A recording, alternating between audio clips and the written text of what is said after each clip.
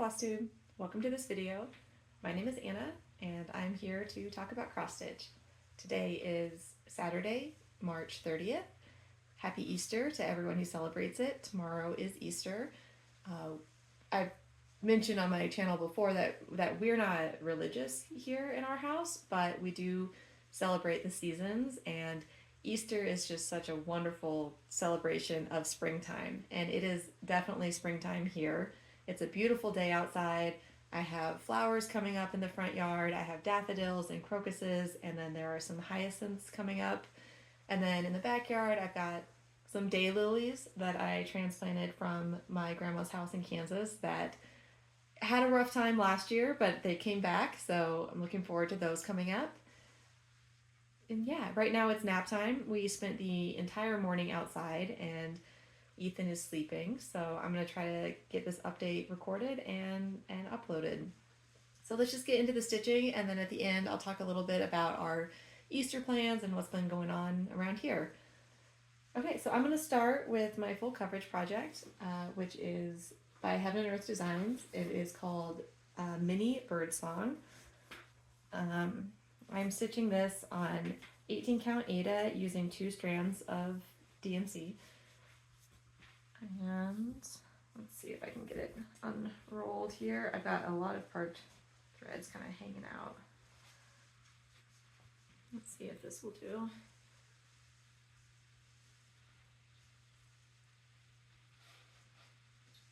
Okay, and this is where I got to. See if I can do a side by side. Okay, so I'm working on, my goal for this year is to do a 20 wide diagonal column, and you can see how far I've gotten. I'm almost entirely finished with the bird. There's still some more stitches down in the bottom of the tail here, and then some of these flowers are starting to come in, and I parked those colors in the next column over. So that's where we're at. There was a lot of confetti in here, this part of the bird. I wasn't even sure what I was stitching, and now I see that there's like a little gap between the tail and the branch, so you can see some sky coming through. And so there was just like a lot of color changes in here. And now that I'm getting down into more of this greenery and flowers and berries, I think it'll be a little faster to stitch. And I did do some more lengths up here. I did not, for a while there, I was stitching, you know, some stitches here and then the length up here and then back and forth like that. This month I did not do that very much, but I did get some more blue in the sky up over here. So that is Mini Birdsong. And since it is still springtime here, I think I am going to leave this out and keep working on it in April. Okay, so that was the first one. I also worked on, let's see, I worked a little bit on my Merejka kit. This is the Squirrel, or it's just called Squirrel.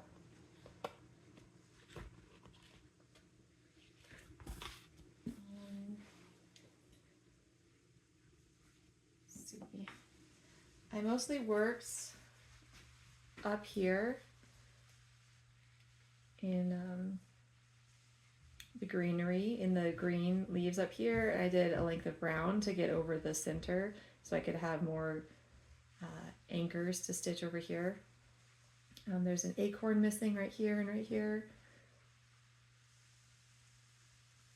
But yeah, that's where I got to. I think that I'm going to put this one away for a while because it's a really good travel stitch, and I do want to finish it this year. But I also want something to take with me. We're going to be traveling some in June, and so I want something easy to take with me. And it's also like a very fall theme, so I might put this one away for a little bit. We'll see. I'm really enjoying it, and this is the center mark on the pattern. So I still have the stump to do underneath the squirrel, but we're moving along. And this corner is finished. Except for some of these missing elements in here. And then this is going to be a butterfly. So yeah, that's Squirrel. Okay, I also worked on my dragonfly. This is a Professor Frisbee's We Beasties pattern. Here is what it will look like. I am not doing the border. I don't think I've mentioned that in a while, but I'm not planning on stitching the border. I think I'd like to just have the mat board go that far and frame it like that. So my goal for this one this year is to finish the dragonfly's body and head, and then I think it was to make progress on one of the wings. I don't know if I wanted to finish a wing or not. I have to look at my notes again, but anyway, I have not met my goal on this. I started stitching and I noticed an error, so I spent some time pulling out some stitches, and then I did make a little more progress. So here is where we're at on this one. So my mistake was in here. One of these brown colors was in the wrong spot, and because it's such a different color from all the greens that are going in here, I decided I wanted to fix it instead of fudge it. But I did stitch up around the edge. This is going to be the top of the dragonfly. So yeah, that's how far we got. I think I probably will keep this one out too, just because I haven't met my goal, and the greens and the sparkle just really reminds me of springtime. That's where that one is at. I just realized I'm not telling you what the fabrics are, but I think so far it's just been the Aida and then 232 counts. So there's that one. Okay, I also worked on my dimensions stocking. We got a lot of snow twice in March, and so when it was snowing and it was like snowy out, I decided I wanted to pull out something snowy. I used to do this with my winter cardinals. I would stitch on it when it snowed, but I finished that one. So I pulled this stocking out and I did a little bit of work on it, and this one I also found an error, so I spent some time pulling out my stitches, which I've talked about in the past. I don't make a lot of errors. I mean, I do make mistakes, but I stitch in such short segments that usually when I pick it up again, I try to find my bearings. I'm like, oh, well, that's a mistake, and I can fix it right away, and I haven't gone really, really far because I stitch in such short spurts. Anyway, I should show you the project. This is where this is where I got to. So my error was up in here. There is a little stitch that calls for no stitches right there. So I had not left that blank. I had stitched there, and it had thrown off the entire like scoop of the stocking. And so I decided to tear it out and fix it. But anyway, I stitched further than I had before. So still had some progress on this one. The first snowfall that I'm thinking of for this one, we got at least, I'm shaking the table. We got at least 18 inches of snow, which is a lot of snow, and it was really heavy and wet. And so we were concerned about power outages and that sort of thing. But our house was not affected by it. My in-laws' house, they did lose power, and so did a coworker of mine who lives in this area. But anyway, it's normal here in Denver in March to get a big snowfall or two, and we will probably still get snow in April. It will just melt really quickly. So that's where I'm at on my dimension stocking. All right, I also had a new start. I was planning on starting this one in March. It's also very springtimey, so I'll probably leave it out and keep working on it in April. And it is my Mill Hill beaded kit. Let's see if I can find the preview. It's tulip egg. Oh, sorry. This is to go with the daffodil egg I stitched last year, and I've got my needle hanging. This is where I got to. It's something. needs something behind it. Better. So yeah, this is all beads, and the way that they tell you to stitch it is to work across the row and just pick up the color that's next and then work back the other way. So it's really enjoyable, and it's a different style of stitching than on my other like cross stitch patterns. As far as this frame goes, I love this. This is so good. It holds the paper. It's a perfect fit for the paper for this kit, and it just makes it easier to grab onto. So it's more comfortable to work on this small project in this frame. So I'm very happy with it, and I got a bigger one for some of my bigger Mill Hill kits. So I will try out the bigger one when the time comes. So yeah, that was my new start in March. And that's everything that I worked on. This is a really quick video. Like I said, I have some things I need to get done before Ethan gets up from his nap, so I'm going to go try to get some of that done. The one thing I wanted to show you is that I did put my Peter Rabbit finishes into frames. One second. I need to iron them still. I just stuck them in, so maybe before they get put into storage this year, I'll fix that. Or maybe next year when I pull them out, I'll see the creases and think, oh, I should have done that. But anyway, here they are. These are just a really basic, like, kind of weathered gray brown frames. Yeah, just ignore my plant stand there. Anyway, so yeah, these are the two that I stitched out of this booklet I have of Peter Rabbit. One is on, I think one is on 16 count and one is on 18 count, so that they would be roughly the same size and I could put them in the same frame, which this is just two of the same frame. So these sit out with all of our Easter stuff upstairs in the living room. So I'm really happy with how these turned out. I did not lace them. I decided to do what Sarah, Stitching Mommy, does, where she just cuts it out close to the edge and makes it just like a flat piece of fabric, so it sits in there just like a photo. And because these are always going to live in these frames, so they're always going to be packed away in them, I did not like stitch around the edges or glue the edges. I'm just hoping that being flat in these frames will keep the edges from fraying. So these are fully finished. I don't have very many fully finished cross stitch items, so I'm really happy that these got in their frames, even though there's still some like wrinkles and things. So yeah, really happy with those. And I believe, oh, sorry for that loud noise. I believe that's everything that I had to share, and I am sorry that I didn't bring out plans for next month. I guess I'm probably going to stitch on a lot of these same things because they are still very springtime, you know. I will show you the fabric I got from my Fabric of the Month Club.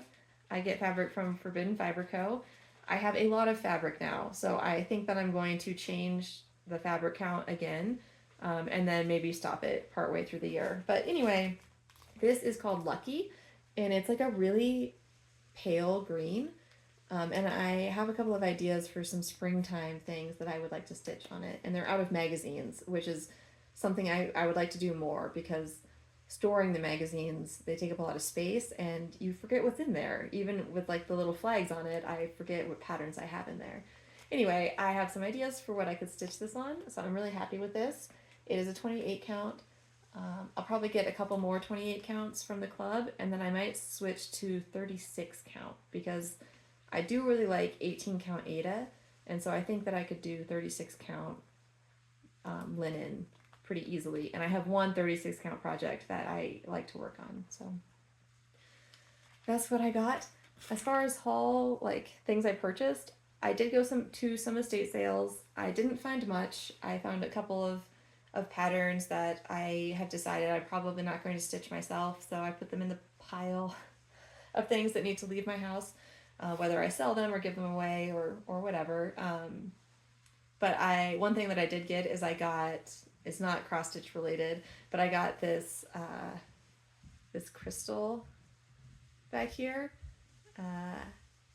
A lot of times I go to these estate sales and someone will have like a crystal collection or like rocks or fossils, and a lot of times the stuff is just so out of reach price wise, even used or pre-owned, and this one was just a pretty good deal, and so I got it and I'm really happy with it. I guess I could grab it and show it to you. It's a pretty big one. I'm really happy that I found it. So this was my big find this last month when I went to estate sales. And yeah, it just lives on my bookshelf now, and I see it when I come in the door to sit at my desk and work, so I really like it. That's my haul. That's really everything. As far as Ethan, life with Ethan, it's been great. It's going really fast. I feel like as soon as we get into a routine or a rhythm, everything that he is able to do changes, and so we have to change the routine. Like today we spent the day outside. We went to a playground, and then there's a walking trail near it, and so we spent a lot of time with him walking. And so, we used to be able to go to the playground, and then we'd have a snack, and we'd go home and read some books and go to bed for his nap. Now he just wants to explore, and so that changes our morning activities. Anyway, it's been great, and the weather has been really great. Even when it snowed, we've gotten our snowsuits and went outside and played. He just spends all day, every day outside, and I am really, really happy with that. That's one of the things that we love about Colorado is the opportunity to spend time outdoors is just endless. Like, we spend every day out there. Pretty soon it will be nice enough to eat dinner on the patio, and I'm really looking forward to those days. Last week we went to a neighborhood Easter egg hunt. So Ethan is almost 20 months old. He'll be 20 months tomorrow. So he's walking and he's running, but everything is still kind of new to him. And so we went to this Easter egg hunt, and I was really excited that they had a section for I think it might have been under 3 or maybe even under 2 years old. And so they had this little grassy area set aside from the big kids with just lots of eggs for the little kids to go find. And so he was excited about that. He saw what the other little kids were doing. I was like, oh, I can get some eggs and put them in my basket. So that was really fun for him. Something else I appreciated about the neighborhood egg hunt is that many of the eggs, instead of candy, had little tickets in them. And so then you could take your tickets to the shelter and pick out a bigger toy with your tickets.